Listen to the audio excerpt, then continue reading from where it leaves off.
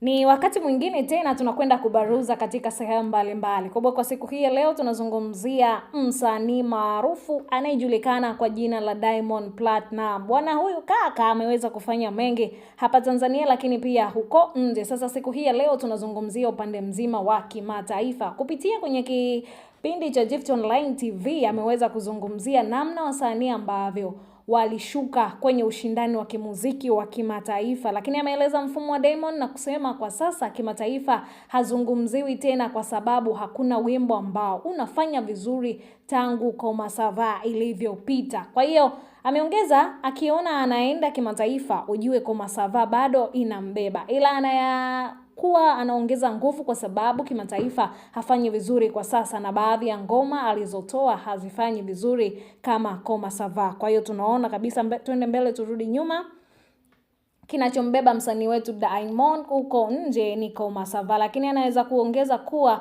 anatoa ngoma ambazo ni level ya Koma Savaa ili arudi kwenye ushindani kimataifa, ingie kwenye chat mbalimbali, aitwe kwenye matamasha makubwa kama uko Afro Nation tena. Kwa hiyo tunaweza kuzungumza hivyo kwamba kwa sasa hivi hajashika nafasi nzuri kuanzia Koma Savaa ilivyofikia. Kwa hiyo kimataifa ameshuka kwa kiwango fulani, inayombeba mpaka sasa hivi kujua jina lake linaangaa huko ndani ni Koma Savaa. Kwa hiyo ameweza kuzungumza pia Diamond Platnumz kwamba anaongeza nguvu ili kutoa ngoma kali zaidi ya ile ya Koma Savaa ili aweze kupanda chati, lakini pia aweze kualikwa kwenye matamasha mbalimbali ya huko nje ili aendelee kushika nafasi yake. Lakini hapa Bongo wasanii hakuna msanii ambaye anaongoza kimataifa, ni yeye tu kwenye ngoma yake Koma Savaa, na pia bado anashuka kwa sababu hakuna nyingine zaidi ya hiyo tu ndo inambeba. Kwa hiyo ameweza kutuahidi Watanzania kwamba ataongeza nguvu kubwa katika utungaji wa ngoma zinazoendelea kutoka ili azidi kupaa kimataifa na sio kitaifa tu. Kama kitaifa tayari ameshashika nambari 1,